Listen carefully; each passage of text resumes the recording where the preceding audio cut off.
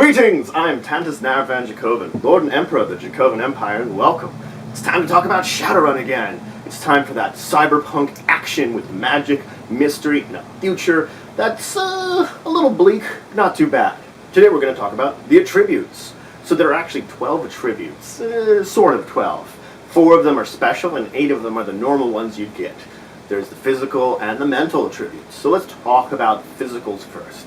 The physical has agility, which is your manual dexterity, your balance, your ability to just generally manipulate things. Your coordination, that you're trying to get down perfectly. There's your body, which is your physical resistance, your endurance, your ability to take something and just go hit me with it. Grr. There's your reaction, which is your physical reflexes, where you're you're good to move and react to certain situations. And of course there's your strength, your brute strength and might for just flexing it out. Now there's 4 of your mentals also. Now there's your charisma, which is your personality aura, your ego, your sort of general willpower over others. It's sort of the magnetism of your personality.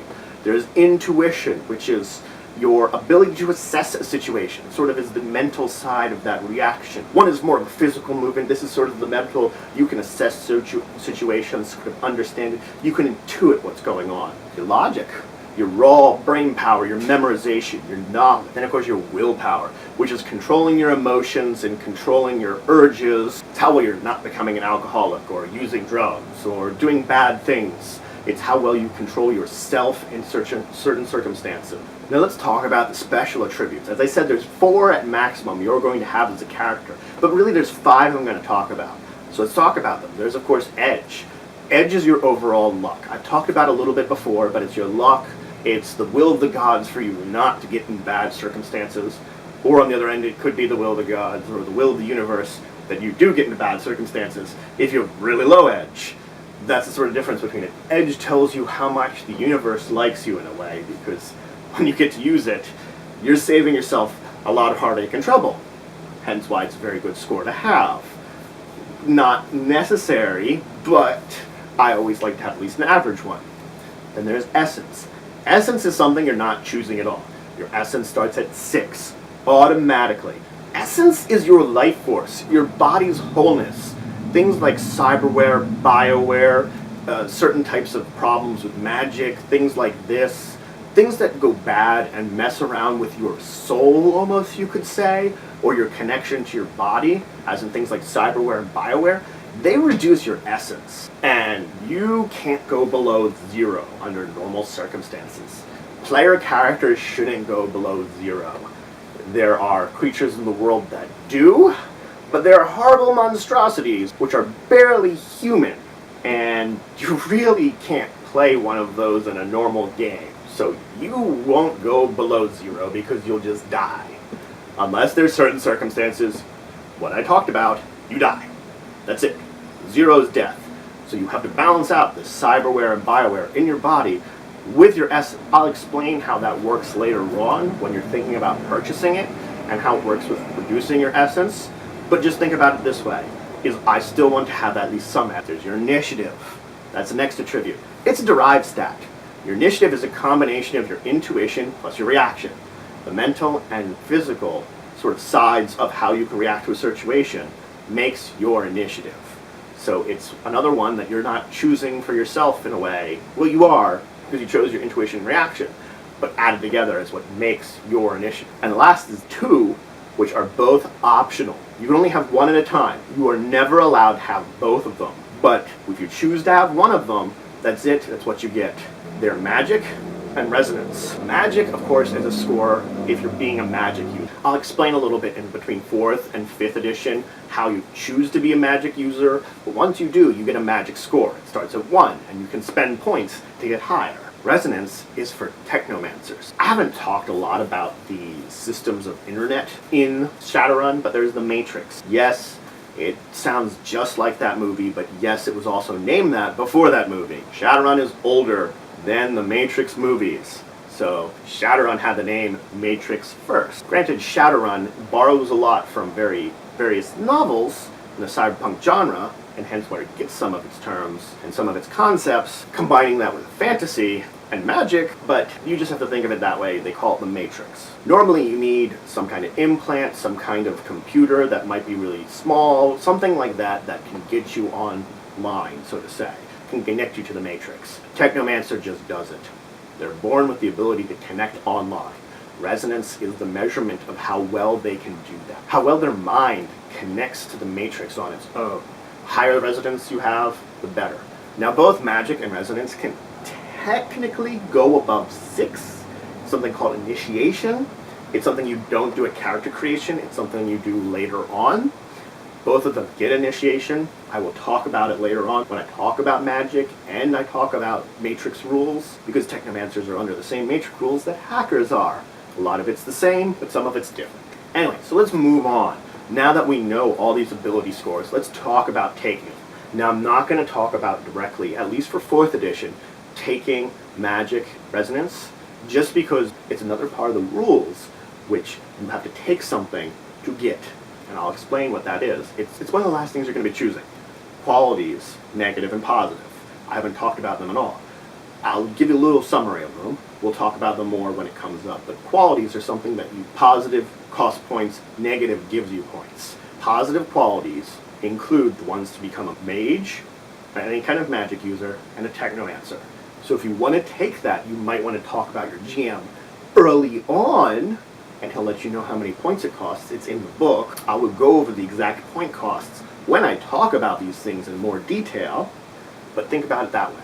If you really want a gun to be either a technomancer or a mage, you're going to actually want to select them now, because you're going to want to spend your points on them pretty much now. Alright, let's talk about spending either your character points or priority for attributes. So for both 4th and 5th edition, your attributes base numbers are going to be based on your races. I've talked about how certain races have higher base scores, like a troll has higher body and strength than a base human. Humans only start with 1s, trolls start with higher numbers. You have to look at that and figure out that's the base score you're going to have for your race. That's the first thing. In 4th edition, you're only allowed to spend up to half of your character points on attributes. So if I have 400, I could spend 200 here. Now for each +1 in an attribute, it costs you 10 points, up to the maximum number. So that's another thing you have to look out for, your maximum number. In a human, it's going to be 6. But in a troll, things like your logic are going to be smaller. So your maximum number might come quicker. The maximum number, if you purchase up to it, it costs you 25. So for the example of a human, it will cost you 40 points to go from 1 to 5. It'll cost you an additional 25 to go from 5 to 6. For a total of 65 points to take my 1 to a 6. Expensive, but doable if you have 200 points and a 400 build character. So you could have a maximum number easily, though it might be just as easy to shy of those maximums and just spend 40.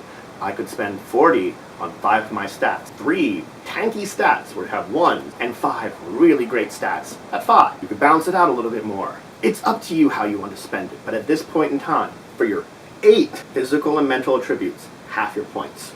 Other attributes are kept separate at this point. These are just your 8 basic ones, your physical and mental attributes, you can spend half your character points on. This is not including edge, this is not including magic or resonance if you choose to take those. Now let's talk about them, the special one. After you've chosen your physical and mental attributes and how many points, you buy edge. Edge is bought exactly the same way. The only difference between any of the races is humans get +1 edge, which means they start at 2 and have a maximum of 7. That's the advantage of humans when it comes to edge. Everything else goes from 1 to 6 the same way. It costs you 10 for +1 point and 25 to purchase the last point and get to the maximum. Now, again, I told you essence will be 6. It's going to start at that period. But let's talk about magic and resonance, because not only should I talk about how they go up, but I should talk about how they relate to essence, how they go up. Once you take the positive quality that grants you these scores, you get 1 in it automatically. I get 1 magic or I get 1 resonance, and I can purchase them up just like any of the other ability scores. I'm spending points again, just the same way as I was earlier. It's not included on my half, so I could spend pretty much all of my points, 200 here and I could spend a bunch on edge and a bunch on magic and have very little points left over for anything else, and that'd be perfectly fine. You don't want to do that. You want to think about balancing your points out, because I haven't even gotten to a lot of the things you're going to spend points on. Next will be up skills. I'm noting that now, and there's a big point spent too. But getting back to magic and resonance, let's talk about how they relate to essence, because this is a big thing you have to know right away, and I'm going to mention it again. I'm going to mention it a couple of times. If you have magic and resonance, you probably don't want anything like cyberware or bioware that drops your essence, because for every point rounded up that you lose in essence, it applies a penalty to your magic or resonance, and it can drop you to 0. So it doesn't matter if you spend points on it. This is applied after character creation. Think of it that way. I build my character, and then afterwards, I apply the penalty. So if I chose to only have a 1 in magic, and my essence, for whatever reason, is below 6, but not below 5, then I lose that 1, and I can't use magic until I get an extra point in magic later on down the line, or I somehow heal my essence. You can heal essence. You can remove cyberware or bioware from your body and heal it. It's just expensive and hard to do, and may not perfectly do it. It's sort of a balancing act that it's very expensive usually to heal that back up to maximum, and it might not be successful. That's my warning about it, so be careful. Even major surgery can cause problems to your essence if you get really wounded in the game. If you have to have like horrible invasive surgery from injuries, it could cause problems. You have to watch your essence, especially if you're a magic user or a technomancer. Now I do want to explain, you can have higher stats here. I talked about the maximums that you can achieve in a stat. A human who can get up to 6 with purchasing can get up to a 9 with special need. Normally this means cyberware or bioware. Those are the big ones that give you stat boosts. You can get ranks in certain types of cyberware and certain types of bioware, which increase your strength, which increase your agility. Traditionally it's physical. There are actually very few which affect your mentals. I can talk about some of them when I talk about cyberware and talk about bioware, but yeah, most of the time it's affecting your physicals. There are some magic abilities which affect any of your stats. I believe I mentioned the archetype of the adept before. I might not have. But an adept is someone who uses magic in their body. They're like a ninja or a martial artist who channels their magic inward. Some of their powers that they get raise attributes. Hence, you can have higher attributes with an adept. It's the exact same way, but with magic. Also, certain magic spells, if you're a full-blooded magician, also can affect that temporarily. They, again, can't boost above this maximum. This maximum is a big number for you as a character, and you have to know about it. You have to think about it when you're doing things which may raise your attribute, either temporarily or permanently. You're not going to go above a certain point, and it will be, if you're trying to, you're just wasting money or resources or magic. Let's talk about how 5th edition chooses their attribute. Whatever priority you choose for attributes tells you how many you get for the basic 8. It's the same basic 8.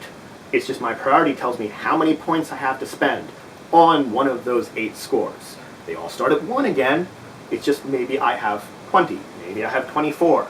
That sort of example. Of course, it's the same way with your race. It might have higher normal bases, and it doesn't cost you any extra in 5th edition to go to maximum. If I have, let's say, 16 points, and I want to spend 5 of those to put my strength to maximum as a human, I can do that. I can spend 5 of those 16 right then and there. It's whatever point value, which I apologize if I'm getting the number wrong. I'm not remembering the chart off the top of my head. Again, I haven't done a lot of 5th edition. Regardless, the points you choose, spend them just 1 for 1, putting up from your base race numbers, whatever you want on your attributes.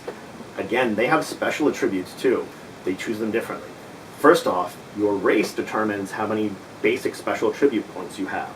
It will tell a number under there. That's why if I put a priority A to human, I get a lot of special attribute points. Or if I choose an E, I don't get many. That's the sort of thing you have to think about, is that the races as you go up, not only is there advantage of you get better races, you could also take the same race in priority as you go up and get more special attribute points. They can be spent on edge or magic / resonance right then and there. you choose them. This is the point in time where you can choose to be a magic user. You have to supplement it with the magic column of priority just to make it actually work, but you would choose your initial spending points. I want to put a few into edge here, 1 for 1, into magic here, 1 for 1, and you start out with 1s in both of those. And then, of course, there is the magic/technomancer column, which you choose a level, and it gives you a bunch of things for that level. I'll talk about that more when I'm talking about magic and technomancy, but it also gives you points towards either your magic score or resonance score as you go up in priority in that area. So that's another way that using these 2 columns, race and magic, I can get a lot of special points and get a 6 in magic pretty easily, and maybe a high edge, and maybe have like attributes in the middle between them, sort of, so to say, and have pretty good attributes. And then, my skills and money, not so good, but I can live with it. Okay, we've talked about the attributes of Shadowrun. Next time we'll move into skills. We'll talk about the ways that skills are chosen between the 2 systems. So that's it for today. If you have any questions or comments about attributes in Shadowrun or anything to do with Shadowrun, just leave them below. Please like and share this video. Like it if you enjoyed it. Share it with people to spread the word of it. Subscribe to join the Empire. We're always looking for more citizens. It's a way that sharing can help. You can find more people out there to join us. And until the next time, I bid you farewell.